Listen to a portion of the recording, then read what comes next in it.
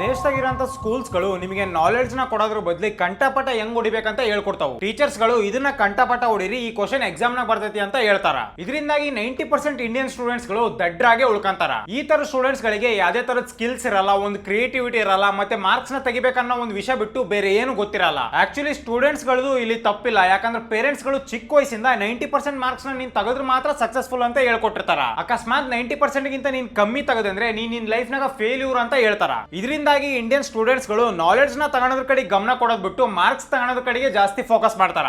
ಎಷ್ಟೋ ಸ್ಟೂಡೆಂಟ್ಸ್ ಗಳು SLC ಗೆ ಬರೋದಕ್ಕಿಂತ ಮುಂಚೆ ಡಿಪ್ರೆಷನ್, ಎಂಗ್ಸೈಟಿ ಮತ್ತೆ ಮೆಂಟಲ್ ಪ್ರೆಷರ್ ಇಂದ ಬಹಳ ಟಾರ್ಚರ್ ನ ಅನುಭವಿಸ್ತಿರ್ತಾರ. ಇನ್ನು ಕೆಲವು ಸೆನ್ಸಿಟಿವ್ ಸ್ಟೂಡೆಂಟ್ಸ್ ಗಳು ಈ ಮಾರ್ಕ್ಸ್ ತೆಗಿಬೇಕನ್ನ ರೇಸ್ ನಾಗ ಬಿದ್ದು ತಮ್ಮ ಜೀವನ ಕಳ್ಕೊಂಡಾರ. ನೀವೇನಾದ್ರೂ SLC ಸ್ಟೂಡೆಂಟ್ ಆಗಿದ್ರ ನಿಮ್ ಜೀವನದ ಬಗ್ಗೆ ನಿಮ್ ಪೇರೆಂಟ್ಸ್ ಗಿಂತ ಜಾಸ್ತಿ ನಿಮ್ ರಿಲೇಟಿವ್ಸ್ ಚಿಂತೆ ಮಾಡ್ತಾರ. ಯಾವತ್ತು ನಿಮಗೆ ಫೋನೇ ಮಾಡ್ಲಿಲ್ಲಂತ ಒಂದ್ ಆಂಟಿ ಕರೆಕ್ಟ್ ಆಗಿ ರಿಸಲ್ಟ್ ದಿನ ಫೋನ್ ಮಾಡಿ ನಿಮ್ ರಿಸಲ್ಟ್ ಏನಾಯ್ತು ಅಂತ ಕೇಳ್ತಾರ. ಯೂಶಲಿ ಪೇರೆಂಟ್ಸ್ ಗಳು SLC ಎಕ್ಸಾಮ್ ನ ಚೆನ್ನಾಗಿ ಕ್ಲಿಯರ್ ಮಾಡು, ಅದಾದ್ಮೇಲೆ ನಿನ್ ಫ್ಯೂಚರ್ ಸೆಟ್ ಅಂತ ಹೇಳ್ತಾರ. ಆದ್ರ ರಿಯಾಲಿಟಿ ಏನಂದ್ರ 10th ಆಗ್ತಿದ್ದಂಗ ಬಹಳಷ್ಟು ಹುಡ್ರು ಅಂದ್ರೆ 99% ಅಷ್ಟು ಹುಡ್ರು ಡಾಕ್ಟರ್ ಆಗಬೇಕು ಮತ್ತೆ ಇಂಜಿನಿಯರ್ ಆಗ್ಬೇಕಂತ ರ್ಯಾಟ್ ರೇಸ್ ನಾಗ ಬೀಳ್ತಾರ. ಆಮೇಲೆ ನಮ್ಮ ಇಂಡಿಯನ್ ಸೊಸೈಟಿ ಕೂಡ ನೀವು ಒಳ್ಳೆ ಕಂಪನಿಲಿ ಇಂಜಿನಿಯರ್ ಆಗಿದ್ರ ಮತ್ತೆ ಒಳ್ಳೆ ಹಾಸ್ಪಿಟಲ್ ಅಲ್ಲಿ ಡಾಕ್ಟರ್ ಆಗಿದ್ರೆ ಮಾತ್ರ ಸಕ್ಸಸ್ಫುಲ್ ಅನ್ನೋ ತರ ಫ್ರೇಮ್ ಮಾಡ್ತತಿ. ಸೊ ಬೇಸಿಕಲಿ ಇಂಡಿಯಾದಾಗ ನಿಮ್ ಹತ್ರ ಎಷ್ಟು ಟ್ಯಾಲೆಂಟ್ ಐತಿ ಅನ್ನೋದ್ರ ಬಗ್ಗೆ ನಿಮ್ ಸಕ್ಸಸ್ ನ ಯಾರು ಅಳಿಯಲ್ಲ. ನೀವು ಇಂಜಿನಿಯರ್ ಆಗಿರೋ ಇಲ್ಲ ಡಾಕ್ಟರ್ ಆಗಿರೋ ಅನ್ನೋದ್ರ ಮೇಲೆ ನಿಮ್ ಸಕ್ಸಸ್ ನ ಅಳಿಯೋದು.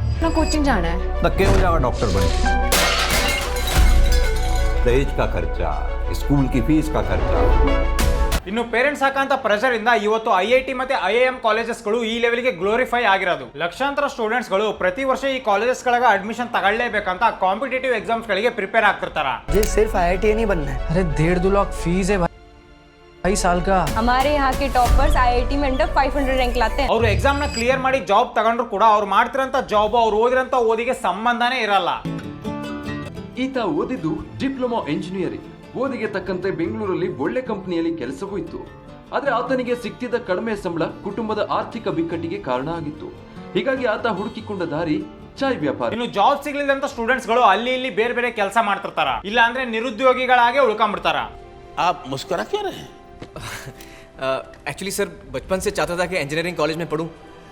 आज यहाँ बैठा हूँ, बहुत मजा आ रहा है सर। ಸೊ ಈ ಜಾಬ್ಸ್ ಗಳನ್ನ ಚೇಸ್ ಮಾಡ್ತಾ ಮಾಡ್ತಾ ಎಷ್ಟೋ ಜನ ಸ್ಟೂಡೆಂಟ್ಸ್ ಗಳು ತಮ್ಮ ಪ್ಯಾಷನ್ ಮತ್ತೆ ಇಂಟ್ರೆಸ್ಟ್ ನ ಸಾಯಿಸ್ಬಿಡ್ತಾರ. ಫಾರ್ ಎಕ್ಸಾಂಪಲ್ ಸ್ಪೋರ್ಟ್ಸ್ ಆಗಿರ್ಬೋದು, ಪೇಂಟಿಂಗ್ ಆಗಿರ್ಬೋದು, ಡ್ಯಾನ್ಸಿಂಗ್ ಆಗಿರ್ಬೋದು, ಆಕ್ಟಿಂಗ್ ಆಗಿರ್ಬೋದು, ಈ ಎಲ್ಲ ಆಕ್ಟಿವಿಟೀಸ್ ನ ಮಾಡಕ್ಕೆ ಇಂಟ್ರೆಸ್ಟ್ ಮತ್ತೆ ಪ್ಯಾಷನ್ ಇದ್ರೂ ಕೂಡ ಸೊಸೈಟಿ ಹಾಕಂತ ಪ್ರೆಷರ್ ಇಂದಾಗಿ ಅವರು ಜಾಬ್ ಗಳನ್ನ ಪ್ರಿಫರ್ ಮಾಡ್ತಾರೆ ಹೊರತು ಯಾರು ಈ ಪ್ಯಾಷನ್ ಗಳನ್ನ ಫಾಲೋ ಮಾಡೋದೇ ಇಲ್ಲ. ಸೊ ಪೇರೆಂಟ್ಸ್ ಮತ್ತೆ ಸೊಸೈಟಿ ಹಾಕಂತ ಪ್ರೆಷರ್ ಇಂದ ಓದ್ತಿರ್ತಾರೆ ಹೊರತು ಸ್ಟೂಡೆಂಟ್ಸ್ ಗಳು ಯಾರು ತಮ್ಮ ಇಷ್ಟದಿಂದ ಓದ್ತಿರಲ್ಲ. ಅಕಸ್ಮಾತ್ ಪೇರೆಂಟ್ಸ್ ಹೇಳ್ದಂಗೆ ಸ್ಟೂಡೆಂಟ್ಸ್ ಗಳು ಕೇಳಲಿಲ್ಲ ಅಂದ್ರೆ ಪೇರೆಂಟ್ಸ್ ಗಳು ಅವ್ರನ್ನ ಬಹಳ ಎಮೋಷನಲಿ ಬ್ಲಾಕ್ ಮೇಲ್ ಕೂಡ ಮಾಡ್ತಾರ. ನಾವು ನಿನಗೋಸ್ಕರ ಇಷ್ಟೆಲ್ಲ ಮಾಡಿದ್ವಿ, ನೀನ್ ನೋಡಿದ್ರೆ ಓದಕ್ ರೆಡಿ ಇಲ್ಲ ಅಂತ ಒಂದು ಮಗುನ ಅವರು ಎಮೋಷನಲಿ ಬ್ರೇಕ್ ಕೂಡ ಮಾಡ್ತಾರ. ಆಮೇಲೆ ಪೇರೆಂಟ್ಸ್ ಕೂಡ ಅವ್ರ ಮಗ ಇಂಜಿನಿಯರಿಂಗ್ ಮತ್ತೆ ಡಾಕ್ಟರ್ ನ ಓದೋದ್ ಬಿಟ್ಟು ಬೇರೆ ಫೀಲ್ಡ್ ನ ಪರ್ಸ್ಯೂ ಮಾಡೋದು ಇಷ್ಟ ಇರಲ್ಲ. ಸೊ ಈ ಎಲ್ಲ ರೀಸನ್ಸ್ ಇಂದಾಗಿ ಇಂಡಿಯನ್ ಪೇರೆಂಟಿಂಗ್ ಇಡೀ ವರ್ಲ್ಡ್ ಅಲ್ಲೇ ಬಹಳ ವರ್ಸ್ಟ್ ಐತಿ. ಇನ್ನು ನಮ್ ಸ್ಕೂಲ್ಸ್ ಗಳು ಮಕ್ಕಳಿಗೆ ನಾಲೆಡ್ಜ್ ಕೊಡೋದ್ ಬಿಟ್ಟು ಬೇರೆ ಕೈ ಕೆಳಗ ಯಾವ ತರ ಗುಲಾಮನ್ ತರ ಕೆಲಸ ಮಾಡ್ಬೇಕಂತ ಹೇಳ್ಕೊಡ್ತಾವು. ಚೈನಾ, ಅಮೆರಿಕ ಮತ್ತೆ ಜಪಾನ್ ಆಗಿರೋಂತ ಸ್ಕೂಲ್ಸ್ ಗಳು ತಮ್ಮ ಮಕ್ಕಳಿಗೆ ಬಿಸ್ನೆಸ್ ಓನರ್ ಆಗೋದಂಗ, ದೊಡ್ಡ CEO ಆಗೋದಂಗ ಅಂತ ಹೇಳ್ಕೊಡ್ತಿದ್ರ.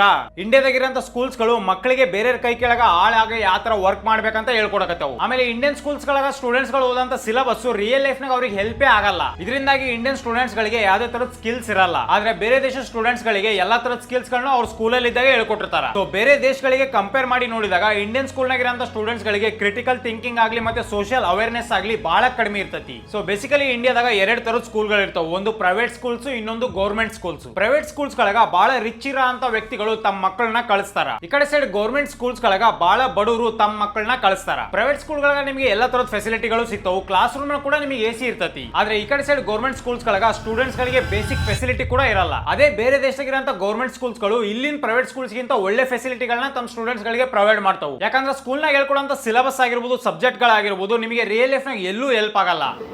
ಕುತ್ಕೊಂಡು ಪೇಂಟಿಂಗ್ ಮಾಡೋದು ಆ ಥರ ನೋಡಿ, ಮೇಲೆಲ್ಲ AC, ಪ್ರತಿಯೊಂದು ಕ್ಲಾಸ್ ರೂಮಲ್ಲಿ AC ಎಲ್ಲ ಸಿಸ್ಟಮೆಟಿಕ್ ಆಗಿದೆ. ಆಮೇಲೆ ಇವ್ರಿಗೆಲ್ಲ ನೋಡಿ ಈ ಥರ ಬುಕ್ಸ್ ಎಲ್ಲ ಫ್ರೀ ನೋಡಿ, ಇದೆಲ್ಲ ಫ್ರೀ ಇದು. ಈ ಥರ ಬುಕ್ಸ್ ಎಲ್ಲ ಕೊಡ್ತಾರೆ ಅವ್ರಿಗೆ, ಆರ್ಟ್ ಬುಕ್ಸ್ ಎಲ್ಲ. ಇದರಿಂದಾಗಿ 90% ಇಂಡಿಯನ್ ಸ್ಟೂಡೆಂಟ್ಸ್ ಗಳು ತಮ್ಮ ಕ್ರಿಯೇಟಿವಿಟಿನ ಯಾವತ್ತೂ ಎಕ್ಸ್ಪ್ಲೋರ್ ಮಾಡಕ್ಕೆ ಹೋಗಲ್ಲ. ಆಮೇಲೆ ಇಲ್ಲಿನ ಸ್ಟೂಡೆಂಟ್ಸ್ ಗಳಿಗೆ ಕಾನ್ಸ್ಟೆಂಟ್ ಆಗಿ ಪ್ರೆಷರ್ ಕೂಡ ಇರ್ತೈತಿ, ಒಳ್ಳೆ ಮಾರ್ಕ್ಸ್ ನ ತೆಗಿಬೇಕು ಅಂತ. ಇನ್ನು ಬೇರೆ ದೇಶದಾಗಿರೋಂತ ಸ್ಕೂಲ್ಸ್ ಗಳಾಗ ಸೆಕ್ಸ್ ಎಜುಕೇಶನ್ ನ ಬಹಳ ಓಪನ್ ಆಗಿ ಟೀಚ್ ಮಾಡ್ತಾರ. Have sex because you will get pregnant and die. with the majority of US students reporting they've had sex before graduating. ಆದ್ರೆ ಇಂಡಿಯನ್ ಸ್ಕೂಲ್ಸ್ ಗಳಾಗಿರೋಂತ ಕೆಲವು ಟೀಚರ್ಸ್ ಗಳು ಸೆಕ್ಸ್ ಎಜುಕೇಶನ್ ನ teach ಮಾಡಕ hesitate ಮಾಡ್ತಾರ. ಇದರಿಂದಾಗಿ ಎಷ್ಟೋ ಜನ ಹುಡುಗರಿಗೆ ಗರ್ಲ್ಸ್ ಜೊತೆ ಯಾವ ತರ ಮಾತಾಡ್ಬೇಕು, ಅವ್ರ ಬಗ್ಗೆ ಯಾವ ತರ ಥಿಂಕ್ ಮಾಡ್ಬೇಕನ್ನೋ ಬೇಸಿಕ್ ಐಡಿಯಾನು ಇರಲ್ಲ. ಟೆಕ್ನಾಲಜಿ ವೈಸ್ ಇಂಡಿಯಾದಾಗಿರೋಂತ ಸ್ಕೂಲ್ಸ್ ಗಳು ಬೇರೆ ದೇಶಕ್ಕೆ ಕಂಪೇರ್ ಮಾಡಿ ನೋಡಿದ್ರೆ ಬಹಳ ಬ್ಯಾಕ್ವರ್ಡ್ ಅದಾವು. ಯಾಕಂದ್ರೆ ಅಮೆರಿಕದಾಗಿರೋಂತ ಸ್ಕೂಲ್ಸ್ ಗಳಾಗ ಆರ್ಟಿಫಿಷಿಯಲ್ ಇಂಟೆಲಿಜೆನ್ಸ್ ಬಗ್ಗೆ ಹೇಳ್ಕೊಡಕತ್ತಾರ. ಬಟ್ ಇಂಡಿಯಾದಾಗಿರೋಂತ ಸ್ಕೂಲ್ಸ್ ಗಳಾಗ ಇನ್ನೂ MS ಆಗ ಮನಿ ಕಟ್ಟೋದ್ ಹೆಂಗ ಅಂತಾನೆ ಹೇಳ್ಕೊಡಕತ್ತಾರ. ಸೊ ಈ ಎಲ್ಲಾ ವಿಷಯಗಳಿಂದ ಒಂದ್ ಹುಡುಗ ಸ್ಕೂಲ್ ನ ಪಾಸ್ ಔಟ್ ಮಾಡಿ ಕಾಲೇಜಿಗೆ ಬರೋ ಅಷ್ಟೊತ್ತಿಗೆ ಅವನಿಗೆ ರಿಯಲೈಸ್ ಆಗಿರ್ತೈತಿ ನಾವು ಎಷ್ಟು ಬ್ಯಾಕ್ವರ್ಡ್ ಅದೀವಿ ಬೇರೆ ದೇಶಕ್ಕೆ ಕಂಪೇರ್ ಮಾಡಿದ್ರ ಅಂತ. ಎಷ್ಟೋ ಸಲ ಬಹಳ ದಡ್ಡ ಇರೋಂತ ಸ್ಟೂಡೆಂಟ್ ರಿಯಲ್ ಲೈಫ್ ನಾಗ ತನ್ನ ಕ್ರಿಯೇಟಿವಿಟಿನ ಯೂಸ್ ಮಾಡಿ ಒಳ್ಳೆ ಪೊಸಿಷನ್ ಹೋಗನ ಮತ್ತೆ ಒಂದು ಪರ್ಟಿಕ್ಯುಲರ್ ಫೀಲ್ಡ್ ನಾಗ ಬಹಳ ದೊಡ್ಡ ದೊಡ್ಡ ಅಚೀವ್ಮೆಂಟ್ ಗಳನ್ನು ಮಾಡ್ತಾನ. ಬಟ್ ಈ ಕಡೆ ಸೈಡ್ ಅವರೇಜ್ ಆಗಿ ಓದ್ತಿರಂತ ಒಬ್ಬ ಸ್ಟೂಡೆಂಟ್ ಇಲ್ಲ ಚೆನ್ನಾಗಿ ಓದ್ತಿರಂತ ಸ್ಟೂಡೆಂಟ್ ಜಾಬ್ ಇಲ್ದಂಗ ಅನ್ಎಂಪ್ಲಾಯ್ಡ್ ಆಗಿ ಉಳ್ಕಂತಾನ. ಆಮೇಲೆ ಈ ಜಾಬ್ ತಗೋಣಂತ ರೇಸ್ ನಾಗ ಎಷ್ಟೋ ಜನ ಸ್ಟೂಡೆಂಟ್ಸ್ ಗಳು ಕೋಚಿಂಗ್ ಸೆಂಟರ್ಸ್ ಗಳಿಗೆ ಎಕ್ಸಾಮ್ ಗೆ ಪ್ರಿಪೇರ್ ಆಗೋಸ್ಕರ ಹೋಗ್ತಾರ. ಯೂಶಲಿ ಈ ಸ್ಟೂಡೆಂಟ್ಸ್ ಗಳು ಮನೆ ಹಾಕಂತ ಪ್ರೆಷರ್ ಇಂದಾನೆ ಈ ಕೋಚಿಂಗ್ ಸೆಂಟರ್ ಗಳಿಗೆ ಹೋಗಿರ್ತಾರ. ಇಲ್ಲಿಗೆ ಬಂದ್ಮೇಲೆ ಈ ಸ್ಟೂಡೆಂಟ್ಸ್ ಗಳು ಇನ್ನು ನೆಕ್ಸ್ಟ್ ಲೆವೆಲ್ ಇನ್ ಮೆಂಟಲ್ ಪ್ರೆಷರ್ ನ ಫೇಸ್ ಮಾಡ್ಬೇಕಾಗತ್ತಿ. ಯಾಕಂದ್ರೆ ಎವ್ರಿ ಡೇ ಸ್ಟೂಡೆಂಟ್ಸ್ ಗಳು 10 ರಿಂದ 12 ತಾಸು ಓದ್ಲೇಬೇಕು ಎಕ್ಸಾಮ್ ನ ಕ್ರ್ಯಾಕ್ ಮಾಡಕ್ಕೋಸ್ಕರ. ಇಲ್ಲಿ ಇವರಿಗೆ ಅಡ್ಜಸ್ಟ್ ಆಗಕ್ ಆಗದೆ ಇದ್ರು ಓದಕ್ ಆಗದೆ ಇದ್ರು ಈ ಪ್ರಾಬ್ಲಮ್ ನ ಯಾರ ಹತ್ರನೂ ಶೇರ್ ಮಾಡಕ್ ಆಗಲ್ಲ. ಯಾಕಂದ್ರೆ ಶೇರ್ ಮಾಡಿದ್ರು ಕೂಡ ಪೇರೆಂಟ್ಸ್ ಗಳು ಇದನ್ನ ಅಕ್ಸೆಪ್ಟ್ ಮಾಡಲ್ಲ. ಸೊ ಇಲ್ಲಿ ಉಂಟಾಗಂತ ಲೋನ್ಲಿನೆಸ್ ಇಂದ ಬಹಳ ಜನ ಸ್ಟೂಡೆಂಟ್ಸ್ ಗಳು ಡಿಪ್ರೆಷನ್ ನಾಗ ಹೋಗ್ತಾರ. ಇನ್ನು ಪ್ರೈವೇಟ್ ಸ್ಕೂಲ್ ಗಳು ಚಾರ್ಜ್ ಮಾಡಂತ ಫೀಸ್ ಗಳ ಬಗ್ಗೆ ನೀವು ಕೇಳಿದ್ರ ಪಕ್ಕಾ ಶಾಕ್ ಆಗ್ತೀರಿ. ಯಾಕಂದ್ರೆ ABCD ಹೇಳ್ಕೊಡಂತ ಕ್ಲಾಸಿಗೆ ಹೋಗಂತ ಸ್ಟೂಡೆಂಟ್ ಕೂಡ 1 ಲಕ್ಷ ಫೀಸ್ ಇರ್ತೈತಿ. ಸೊ ಈ ಪ್ರೈವೇಟ್ ಸ್ಕೂಲ್ ಇಲ್ಲ ಫೀಸ್ ಇನ್ ಟ್ರ್ಯಾಪ್ ನಾಗ ಇಂಡಿಯನ್ ಪೇರೆಂಟ್ಸ್ ಗಳು ಕಂಟಿನ್ಯೂಸ್ಲಿ ಬೀಳ್ತಿರ್ತಾರ. ಸೊ ಅವ್ರ ಲೈಫ್ ಲಾಂಗ್ ಸೇವ್ ಮಾಡಿರಂತ ದುಡ್ಡನ್ನೆಲ್ಲ ಮಗನ್ ಎಜುಕೇಶನ್ ಗೋಸ್ಕರ ಅವರು ಪ್ರೈವೇಟ್ ಸ್ಕೂಲ್ ಗಳಿಗೆ ಕೊಡ್ತಾರ. ಆಮೇಲೆ ಆ ಮಗು ಚೆನ್ನಾಗಿ ಓದ್ಲಿಲ್ದ್ರ ಮತ್ತೆ ಎಕ್ಸಾಮ್ ನಾಗ ಚೆನ್ನಾಗಿ ಮಾರ್ಕ್ಸ್ ತೆಗಿಲಿಲ್ದ್ರ ಪ್ರೆಷರ್ ನ ಈ ಮಗು ಮೇಲೆ ಹಾಕ್ತಾರ. ಬಟ್ ಜಪಾನ್ ಮತ್ತೆ ಚೀನಾಗಿರೋಂತ ಸ್ಕೂಲ್ಸ್ ಗಳಾಗ ರಿಚ್ ಇರೋ ವ್ಯಕ್ತಿ ಮಗ ಮತ್ತೆ ಬಡವ್ರು ಇರೋಂತ ವ್ಯಕ್ತಿ ಮಗ ಇಬ್ರು ಜೊತೆಗೆ ಓದ್ತಿರ್ತಾರ. ಯಾಕಂದ್ರೆ ಇಬ್ರಿಗೂ ಈಕ್ವಲ್ ಆಗಿರೋಂತ ಎಜುಕೇಶನ್ ಸಿಗ್ತತಿ. ಇದರಿಂದಾಗಿ ಆ ಮಕ್ಕಳುಗಳ ನಡುವೆ ಯಾವ್ದೇ ತರದ ಭೇದ ಭಾವ ಇರಲ್ಲ ಮತ್ತೆ ಕಾಂಪಿಟೇಷನ್ ಲೆವೆಲ್ ನ ಕೂಡ ಬಹಳ ಗ್ಯಾಪ್ ಇರಲ್ಲ. ಆಮೇಲೆ ಅಲ್ಲಿರೋಂತ ಮಕ್ಕಳಿಗೆ ಚಿಕ್ಕ ವಯಸ್ಸಿಂದಾನೆ ಸಿವಿಕ್ ಸೆನ್ಸ್ ಬಗ್ಗೆ ಹೇಳ್ಕೊಡೋದ್ರಿಂದ ಆ ದೇಶಗಳೆಲ್ಲ ಆ ಲೆವೆಲ್ ಕ್ಲೀನ್ ಆಗಿರ್ತಾವು. ಇನ್ನು ನಮ್ಮ ದೇಶದಾಗಿರೋಂತ ಗೌರ್ಮೆಂಟ್ ಸ್ಕೂಲ್ಸ್ ಗಳಾಗ ಬಹಳ ನೆಕ್ಸ್ಟ್ ಲೆವೆಲ್ ಇನ್ ಕರಪ್ಷನ್ ಕೂಡ ನಡೀತಿರ್ತೈತಿ. ಮಿಡ್ ಡೇ ಮೀಲ್ ಗೆ ಕೊಡಂತ ಬಜೆಟ್ ನು ಕೂಡ ಈ ಗೌರ್ಮೆಂಟ್ ಸ್ಕೂಲ್ ನಾಗ ಕೆಲಸ ಮಾಡ್ತೀರಾ ಅಂತಾರೋ ಕಿತ್ಕಂತಾರ. ಇದರಿಂದಾಗಿ ಗೌರ್ಮೆಂಟ್ ಸ್ಕೂಲ್ ಸಿಗಂತ ಫುಡ್ ಇನ್ ಕ್ವಾಲಿಟಿ ಕೂಡ ಬಹಳ ಕಮ್ಮಿ ಇರ್ತೈತಿ. ಗೌರ್ಮೆಂಟ್ ಸ್ಕೂಲ್ಸ್ ಗಳಾಗ ವರ್ಕ್ ಮಾಡ್ತಿರಂತ ಟೀಚರ್ಸ್ ಗಳ ಸ್ಯಾಲರಿ ಬಹಳ ಜಾಸ್ತಿ ಇರ್ತೈತಿ. ಸ್ಟಿಲ್ ಕೆಲವು ಟೀಚರ್ಸ್ ಗಳು ಮಕ್ಕಳಿಗೆ ಟೀಚ್ ಮಾಡೋದ್ರ ಬಗ್ಗೆ ಆಸಕ್ತಿನೇ ತೋರಿಸಲ್ಲ. ಬಟ್ ಬೇರೆ ದೇಶ ಸ್ಕೂಲ್ಸ್ ನಾಗಿರೋಂತ ಟೀಚರ್ಸ್ ಗಳು ಪ್ರತಿಯೊಂದು ಮಕ್ಕಳು ಎಜುಕೇಶನ್ ಮೇಲೆ ಬಹಳ ಗಮನ ಕೊಡ್ತಾರ. Including how much technology should feature in their classrooms. Me tehdään sellaista pyramidiprojektia.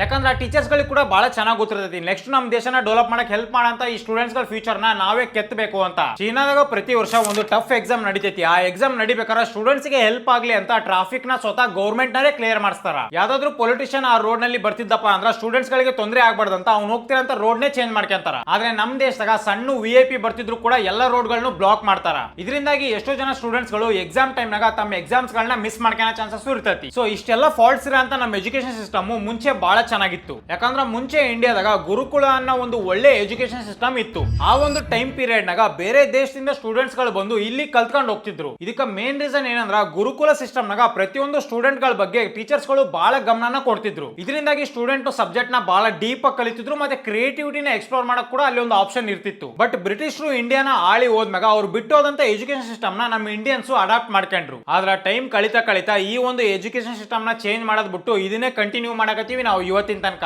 ಆಶ್ಚರ್ಯ ಏನಂದ್ರೆ ಈ ಸಿಸ್ಟಮ್ ನ ನಮಗೆ ಕೊಟ್ಟಂತ ಬ್ರಿಟಿಷರೇ ಇವತ್ತು ಬೇರೆ ಒಂದು ಎಜುಕೇಶನ್ ಸಿಸ್ಟಮ್ ನ ಫಾಲೋ ಮಾಡಕತ್ತಾರ. ಸೊ ಈ ಎಲ್ಲ ಎಲಿಮೆಂಟ್ಸ್ ಗಳಿಂದಾಗಿ ಇಂಡಿಯನ್ ಸ್ಕೂಲ್ಸ್ ಗಳಾಗಿರ್ಬೋದು ಮತ್ತೆ ಇಂಡಿಯನ್ ಎಜುಕೇಶನ್ ಸಿಸ್ಟಮ್ ಆಗಿರ್ಬೋದು ಅಷ್ಟೊಂದು ಚೆನ್ನಾಗಿಲ್ಲ. ಸೊ ಇವತ್ತಿಗೆ ಇಷ್ಟ. ಸೊ ನಿಮ್ಗೆ ಏನಾದ್ರು ಈ ವಿಡಿಯೋ ಇಷ್ಟ ಆಗಿತ್ತಪ್ಪ ಅಂದ್ರೆ ಲೈಕ್ ಶೇರ್ ಸಬ್ಸ್ಕ್ರೈಬ್ ಮಾಡ್ರಿ. ಸೊ ಇಂಡಿಯನ್ ಸ್ಕೂಲ್ಸ್ ಗಳ ಬಗ್ಗೆ ಮತ್ತೆ ಎಜುಕೇಶನ್ ಸಿಸ್ಟಮ್ ಬಗ್ಗೆ ನಿಮಗೆ ಏನ್ ಅನ್ಸುತ್ತೆ ಅಂತ ಕಮೆಂಟ್ ಸೆಕ್ಷನ್ ಕಮೆಂಟ್ ಮಾಡ್ರಿ.